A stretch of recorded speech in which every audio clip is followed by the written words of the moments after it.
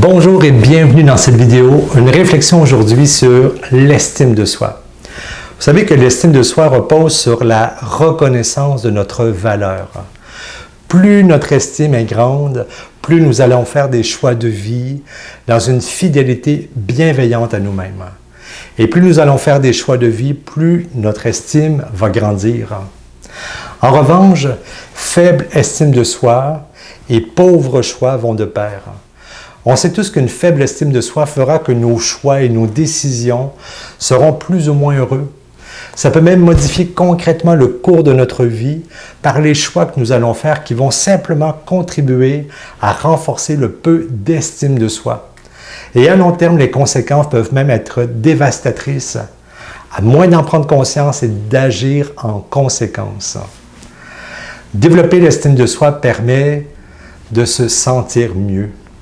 La faire grandir nous assure un bien-être optimal parce qu'elle va nous permettre d'être moins sensibles à l'erreur, au regard des autres, aux imperfections, aux regrets, aux jugements. Elle va nous permettre d'être moins intransigeants envers l'autre ou envers soi-même. La nourrir va contribuer à de meilleurs rapports aux autres. Parce que comment aimer l'autre inconditionnellement si je ne m'aime pas d'abord moi-même ou si je m'aime sous condition? L'estime de soi se compose de 3 éléments. L'amour de soi, l'image de soi et la confiance en soi. Comment booster, améliorer notre estime pour embellir sa vie et ses relations en travaillant sur ces 3 éléments, et c'est ce que je vous propose ici. Tout d'abord, apprendre à nourrir l'amour de soi. Combien sont critiques et sans merci par rapport à eux-mêmes? Avez-vous remarqué qu'on est parfois d'une générosité débordante au niveau des commentaires négatifs envers soi-même? On est sans pitié, on se voudrait parfait, mais on ne l'est pas. En soi, ce n'est pas le but rechercher la perfection, mais reste que c'est plus fort que nous, on est dur envers soi-même. Et derrière cette tendance, il peut y avoir la croyance limitante que l'amour, ça se mérite. Je m'aime si j'agis bien, si je parle bien, si je fais quelque chose. Et j'ai l'idée inconsciente que je dois mériter. Lorsque l'amour est un amour conditionnel, le jugement et l'intransigeance nous guettent au détour. Première stratégie pour développer l'estime de soi, se libérer de la croyance que l'amour, ça se mérite. Et pour se faire entrer dans une dynamique d'amour inconditionnel, de non-jugement, d'accueil pour qui nous sommes, tel que nous sommes. Un petit exercice qui peut nous aider consiste à se demander ce qu'on dirait à un ami qui viendrait nous voir pour la même chose que nous et qui viendrait nous demander conseil. Est-ce qu'on le traiterait aussi durement? Sûrement pas. Toute notre bienveillance s'exprimerait. Pourquoi ne pas s'accorder le même accueil et avoir le même lien empathique envers nous-mêmes? L'amour de soi, ça s'apprend. Et ça commence par le fait de s'ouvrir à un amour sans condition, sans « je m'aime si », un amour inconditionnel. Deuxième chose, apprivoiser l'image de soi, s'accueillir tel que nous sommes.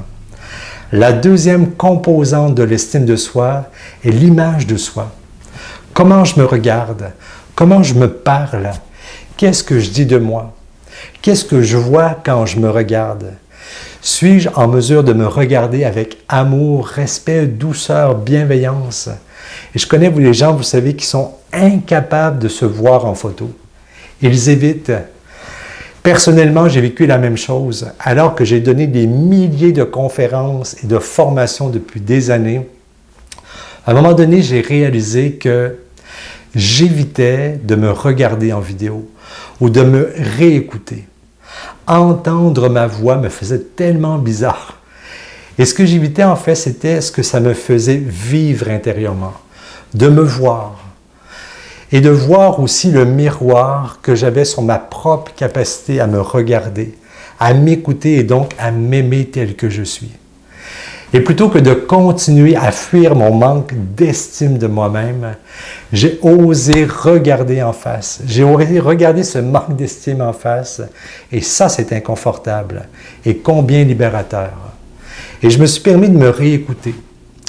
La première fois, je peux vous dire, le critique a sorti en moi, il a bondi. J'étais incapable d'émerveillement. Et j'ai renouvelé l'expérience, pas parce que je suis maso, mais pour accueillir cette partie de moi qui me jugeait d'être ce que je suis. Et de vidéo en vidéo, j'ai observé que quelque chose s'opérait en moi. Cet apprivoisement m'a permis d'ouvrir un espace d'accueil inconditionnel pour ce que je voyais et ce que j'entendais, moi. Et je me souviens encore de cette vidéo où j'ai pu avoir de la gratitude pour qui je suis. Je t'invite à faire le test du miroir. Je ne sais pas si tu connais ce test. C'est un exercice qui est un révélateur du degré d'estime de soi. Tu te places devant un miroir et tu te regardes. Et en même temps, tu t'observes. Tu observes ce qui se passe à l'intérieur. Et quand tu es prêt, honore-toi au niveau du langage, au niveau du regard. Laisse jaillir des gratitudes pour qui tu es. Prends simplement le temps d'être avec toi, de te regarder avec bonté. Mettons-nous en tête que nous avons de la valeur, de la légitimité. Je vous dirais même à chaque fois que vous agissez, mangez, pensez, parlez, que vous vous regardez, demandez-vous comment vous pouvez vous honorer davantage, vous aimer encore plus. Dites-vous, je m'aime quoi que je fasse, peu importe ce que je fais. Faites en sorte de miser sur vous-même, d'investir en vous-même. Vous en valez la peine, ou plutôt la joie. Troisième point, apprendre à cultiver la confiance en soi. Dernière composante de l'estime de soi. En fait, si l'estime de soi, c'est je me considère valable, la confiance en soi, c'est je me considère capable. La confiance en soi se construit en osant parfois sortir de nos zones de confort, en acceptant d'apprendre, d'aller vers du nouveau, de faire différemment, croire que l'on a les ressources à l'intérieur. Accepter parfois de trembler pour aller de l'avant, pour aller vers l'autre, oser de nouveaux défis, de nouvelles rencontres, de nouveaux apprentissages.